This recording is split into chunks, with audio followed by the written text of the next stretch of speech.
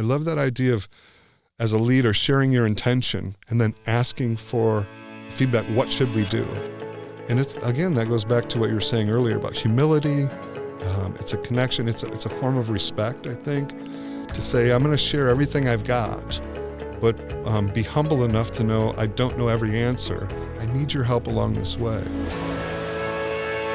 Today, I'm excited to welcome Scott McDuffie to the show. Now, Scott actually is one of Gemba Academy's live instructor trainers. We've been able to work with quite a bit this past year, so it's been great getting to know Scott.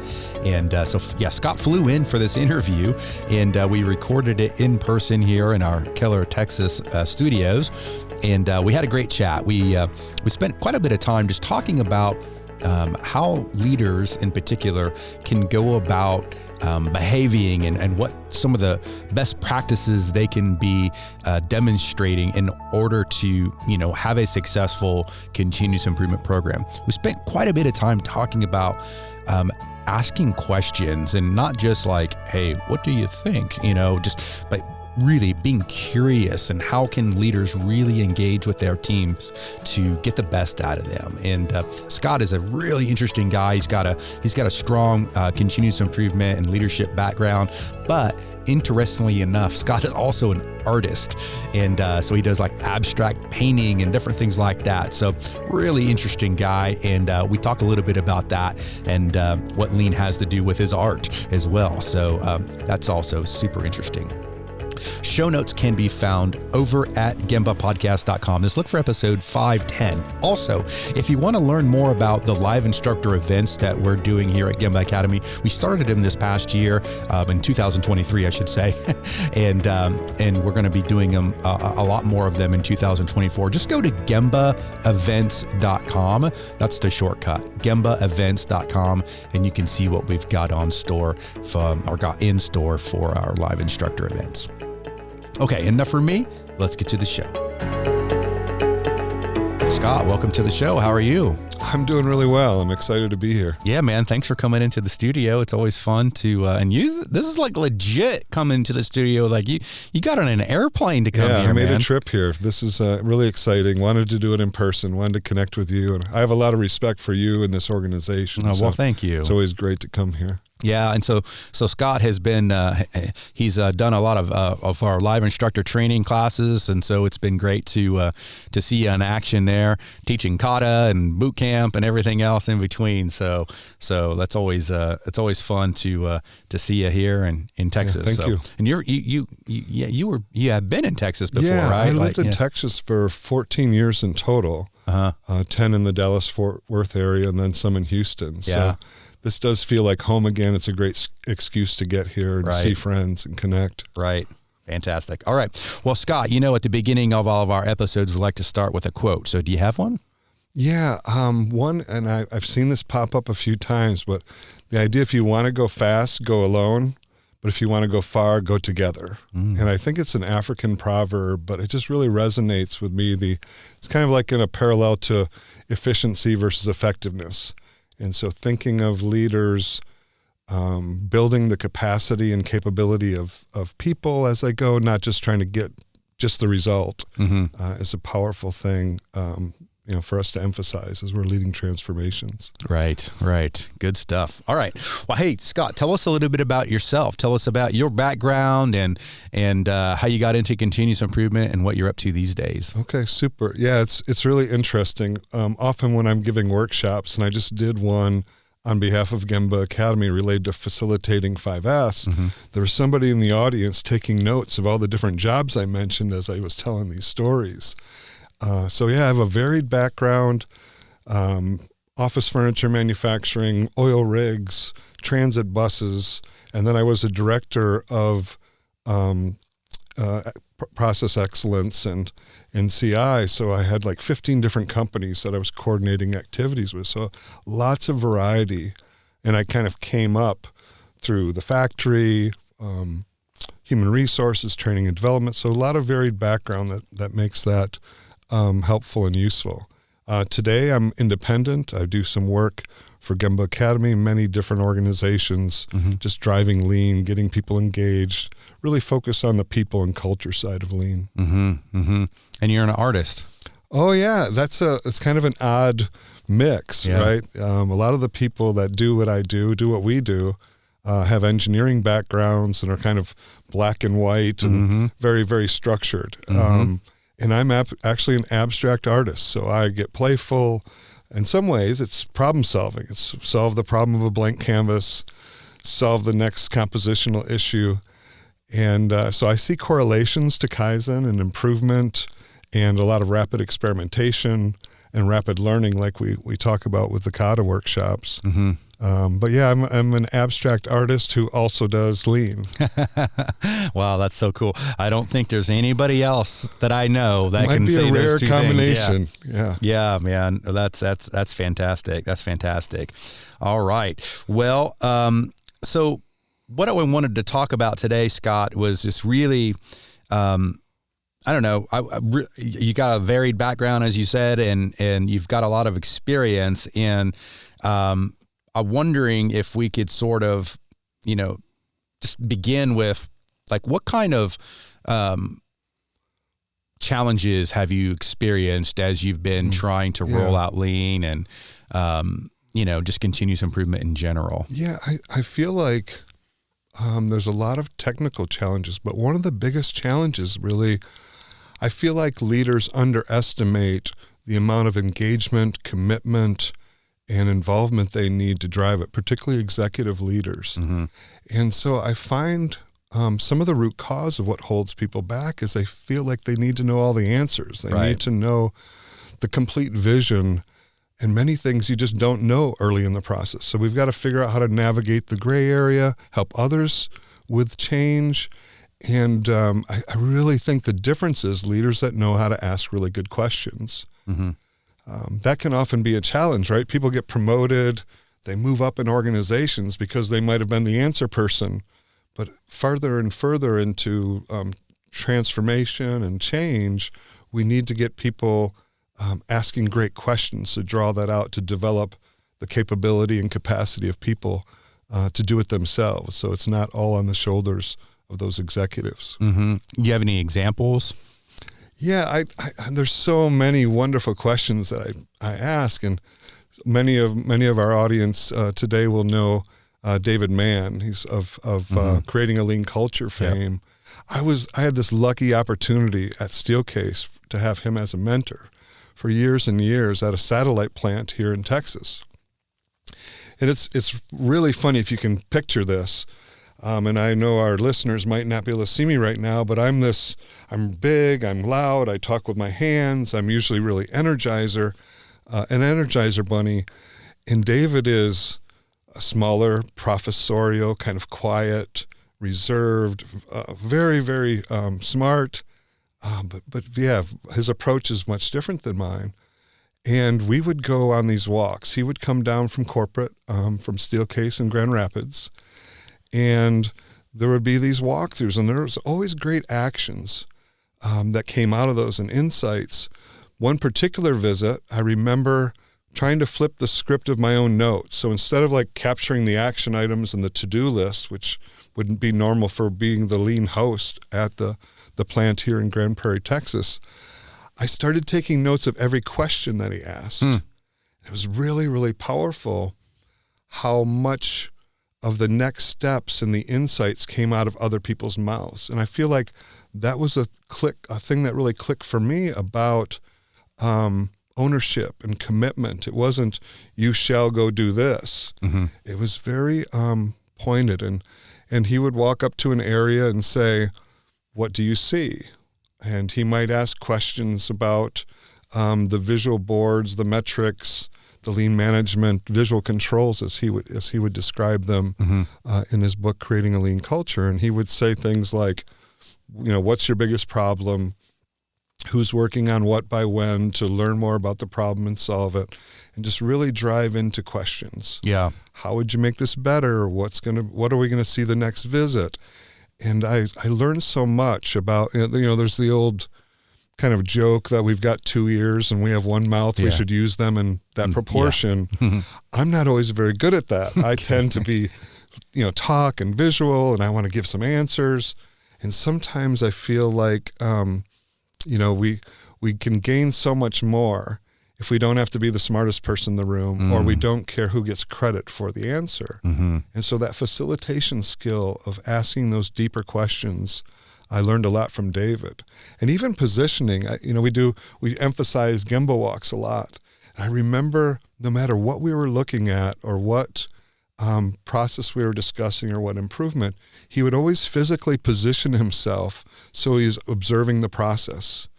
He would always see what's going on, and then that would lead to more questions and direct observations. And for many of the people, it was some of the rare moments, particularly the executives, to get out on the floor and get in the process. They were so caught up in the numbers, the bigger things, the customer-facing aspects. And he would really emphasize with them through questions, and they would have some self-discovery that they needed to be out there more. They needed to be asking questions. They needed to be more connected to the value-adding processes. What role, you mentioned questions versus telling. Yeah. What role does curiosity play, you think, for a leader? Yeah, I love that. In fact, I think that's that's part of the secret sauce. So many leaders are maybe reluctant to go out into those processes where they're not maybe technically strong, but that idea of just going out, David would say, go to the process, talk to the people, embrace problems. And he thinks of it as, be curious. And then also it's a way to calibrate expectations. It's an opportunity to teach, again, through Socratic, through a lot of questions, and to also get things done. So go be curious is just a great approach, and think of that and let it dive deeper and let people tell you about their process. Let them tell you about their problems, their challenges, and let that evolve into improvement that's actually developing the people. And sometimes they just need to hear it out loud with you listening to say yes, to give them the authority to go do what they know they should do. Yeah, because I got to say, when people hear, go ask questions and Socratic, approach and Socratic method and all that, great. It can be done, I think it can be done, and this is better than not doing it at all, but it can be done in a way that it's just sort of a crutch. Yeah. Right? I can just go out and go I don't know. What do you think? And that's kind of, okay, that's better than just me blabbering what I think as a leader. Yeah. But I think if you're genuinely curious, your questions are going to be not, what do you think? Right. It could be wow, that's really interesting. When I see that, blah, blah, blah, blah, blah, you're adding little thoughts and be but then what do you think? That's different than just, what do you think? Right? Because what do you think can just be a crutch when you're sort of lazy and you don't know what else to say, right? Yep. But if you allow yourself to be genuinely immersed in a situation. Absolutely. Then natural curiosity. It can be cookie cutter or check the box. You want to come out there with authenticity and be genuinely curious about those processes. Yeah. Good insight. Yeah. What about we had a gentleman on, it was last week's episode, Mark Braun, and he was talking about the importance of being coachable as a coach, but also, being humble, those sorts of virtues or whatever. What do you think about that as it pertains to leadership? Are you ready to take the next step in your lean journey?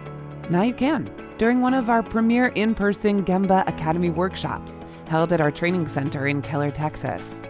Our certified instructors guide you through the process of taking your lean knowledge and applying directly to your industry with real actionable steps that will benefit you and your organization. Whether you're a seasoned lean practitioner looking for inspiration or just starting out, we have the perfect workshop for you. Sign up at gembaevents.com. That's gembaevents.com.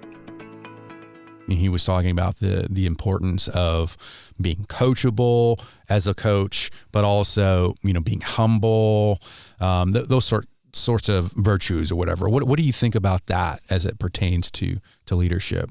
Yeah, I think it ties to what you just said, too, about being authentic. But coming out there and just having that curiosity and humility to not feel like you have to give all the answers and give direction.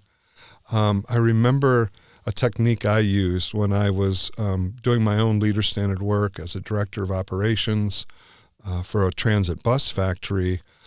It was my standard work to go observe startup meetings every day. 6:30 in the morning, the hourly team leader was bringing the team together to go through their metrics, and I would just sit and scribble things on my little sticky notes and think of things that I might want to speak them. But instead of just asserting, "Hey, you should do this," I would try to be humble, and I would ask questions like, "What do you think you did well?" Another question might be, "What could you have improved? What might look different the next time I come here?" And those sound really generic, but when you get people talking about that and reflecting and debriefing on a session, it gives you just a great opportunity for them to see ways to have more engagement. So a lot of times I'll work with team leaders and all the way through organizations, and they're like, "Yeah, we have these meetings, we have these the metrics, but when I ask questions of the team, I get crickets." And so we often talk through, how do we ask more purposeful questions? Like you said, don't let it just be a crutch or check the box, but to say, related to a situation I saw yesterday, maybe you even captured it in your leader standard work, what specific things can we dig into related to this safety or other potential? Mm-hmm. What are your thoughts on, assuming you know someone, and just open up with things like, "How are you? Like, how's it going?" Like general questions like that, just to sort of open the door a little bit. What are your thoughts on that? Yeah, I think, many questions are useful, and that's sometimes a way just to get a pattern going and get some openness started. I find it really interesting in organizations that have a very high level of maturity with lean management systems, that when you walk up to people and say, "How's it going?" they don't tell you about, the family visitors coming in for the weekend or the sports of their kids, but they actually quickly relate to the status of the process and what the issues are and connections. So I think those questions are great. One of the things I do as I work with plants on lean management systems, startup meetings, is to kind of have them set the tone that way. So if people are, as they're walking up before the official meeting starts, they begin some level of engagement like you're speaking of, often that allows it to become more conversational. People feel comfortable talking in front of even small groups. Mm-hmm.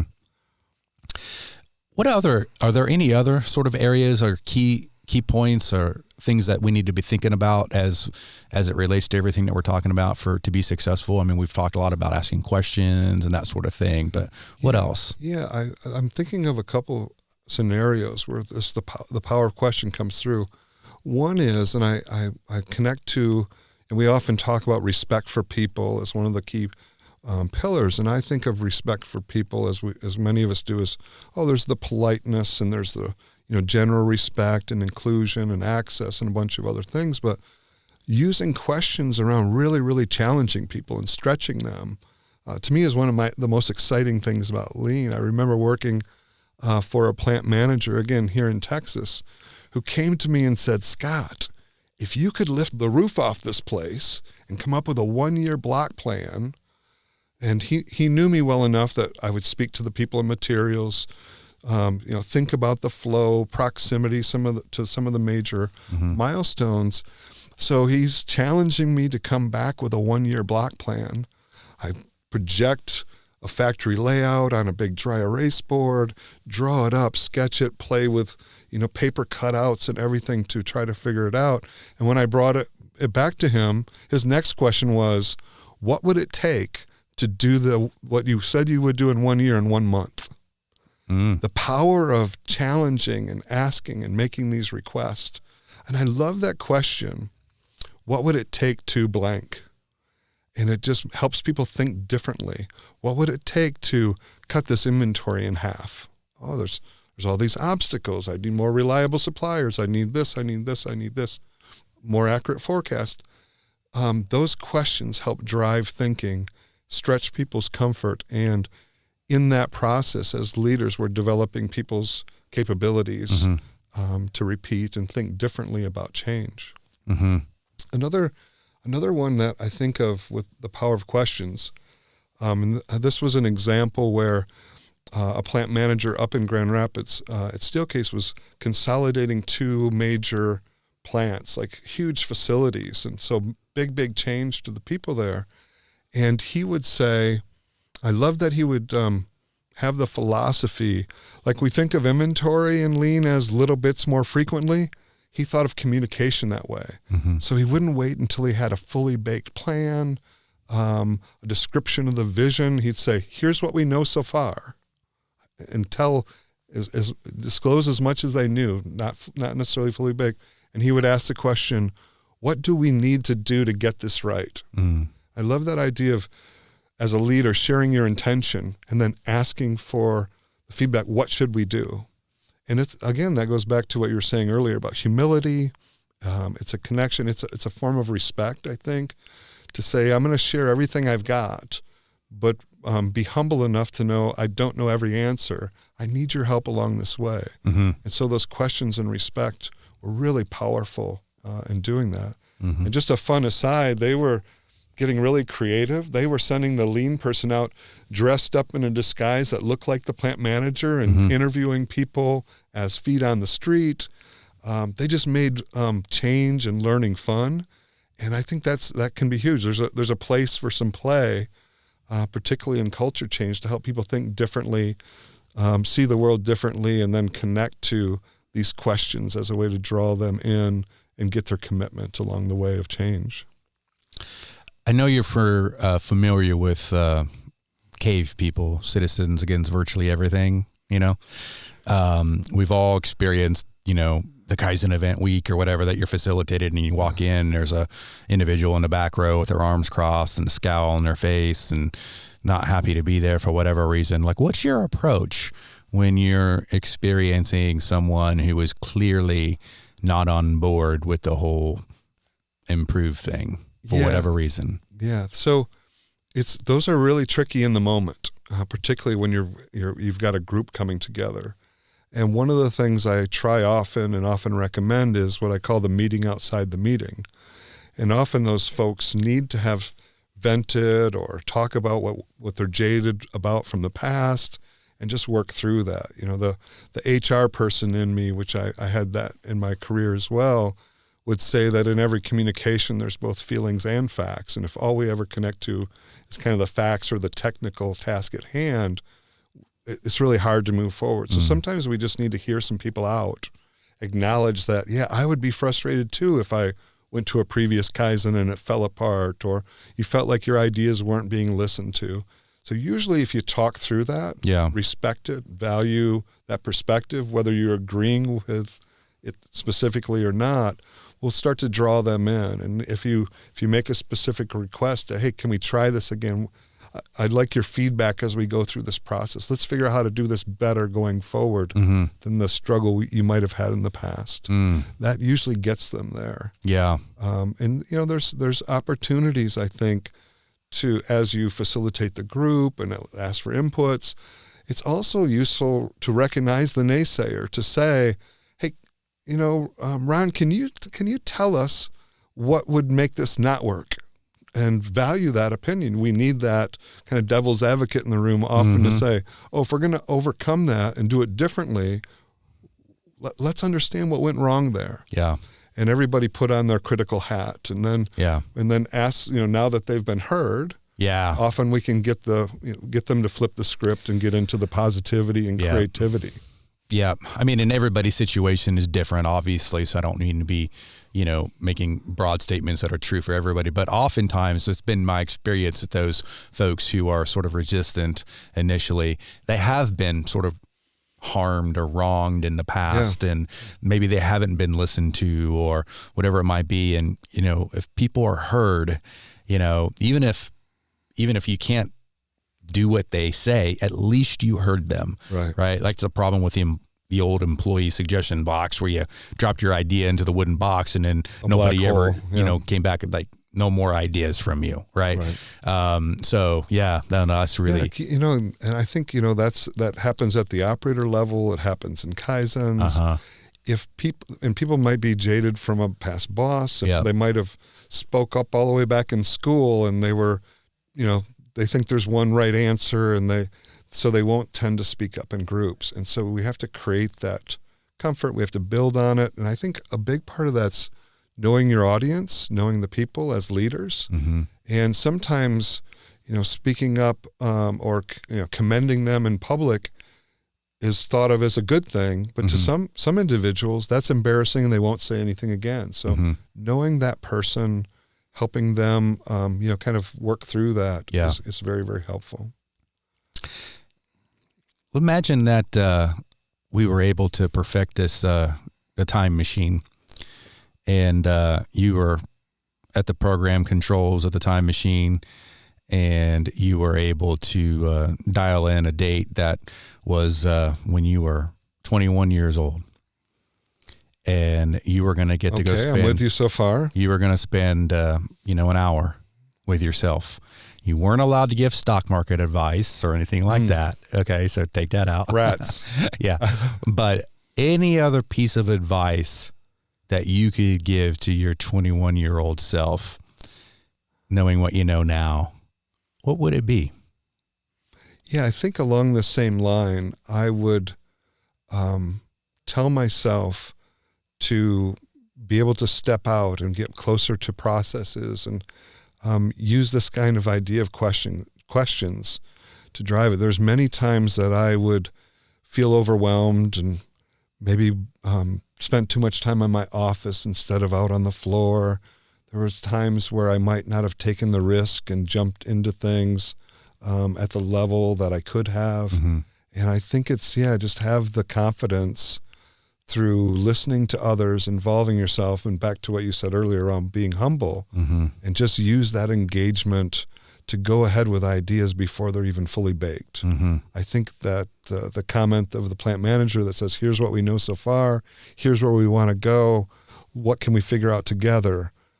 I think if I would have known that at 21, I might have had even more impact and more connection in the ability to influence organizations and successful change. What are you most proud of so far of your lean journey? I would say the work that I did in Texas with Steelcase, and taking a plant that had like a 20-day, when the schedule went to the floor until a seating unit, a chair went into a box. We took that through Hijunka and pulse signals and some wonderful lean tools, and really employed everything and took that 20 days down to about 6 hours. Wow. Gosh. And that required factory layouts. It required lots of improvement, cell design, variable tack time design for standard work. And probably as important as that technical change was all the lean management system that went with it. So group leaders that were daily doing multiple time studies of their own standard work and making adjustments. It was so active. It had scribbles all over it. We had hour by hour tracking.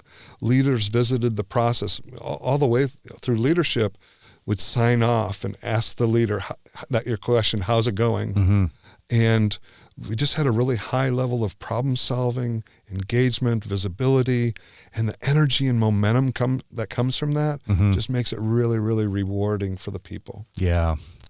Well, I love watching you train, and I'll peek in there every so often when you guys are going at it. And, just the genuine, excitement and the true passion that you have, that's, and I don't mean just to prop you up because I'm talking to you, but that's really encouraging to see and I've seen it in other folks as well, but just when you see that, boy, they really get it.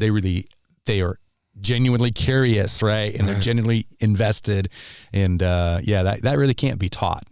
Some people either have that or they don't. I love the storytelling aspect with facilitation, because these concepts. You can't just go through bullet points on a slide and have people get something out of it. As you emphasize here at Gemba Academy, it's we learn things by doing things, and we do a lot of hands-on in our workshops. Right. And stories make things come to life. Yeah.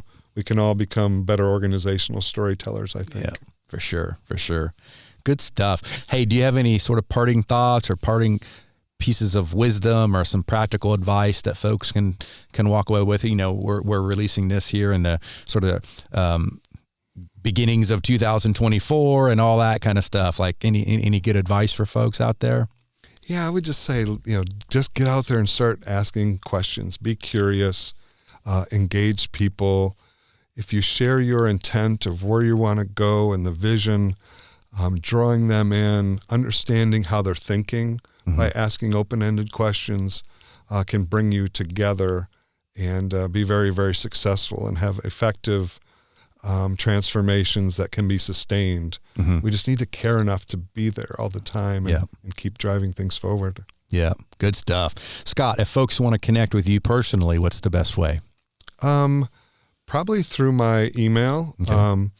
I have a Gemba Academy email, scott@gembaacademy.com, and also Scott A. McDuffie at gmail.com, and McDuffie's with 2 F's and 2 E's like coffee. Or just remember Scott at gembaacademy.com. Right, that works. That works. That's easier. Yeah, and you're LinkedIn as well? Yeah, I'm on LinkedIn as well. And then on the art side of things, which you brought up earlier, like on Instagram, I'm Scott_McDuffie.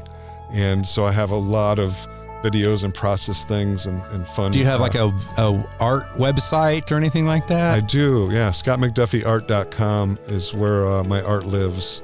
We're gonna link it all up here on the show notes. Wonderful. And so we need all the lean people to go crash that site and go see what a lean artist is like. Yeah, there's crossover, and a lot of artists are lone geniuses, and I kind of try to bridge the gap and get them thinking strategy and business. Yeah, I'm pretty excited about bringing lean concepts to the art world. That's pretty cool, man. Maybe that's the topic for our next podcast. That could be a good one.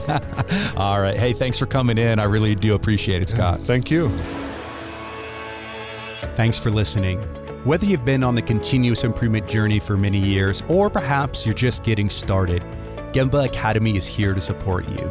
And while we're best known for our more than 1,500 Lean and Six Sigma teaching and virtual tour videos, we also have a team of experienced Lean and Six Sigma practitioners available for one-on-one coaching, as well as a variety of Lean and Six Sigma certification options.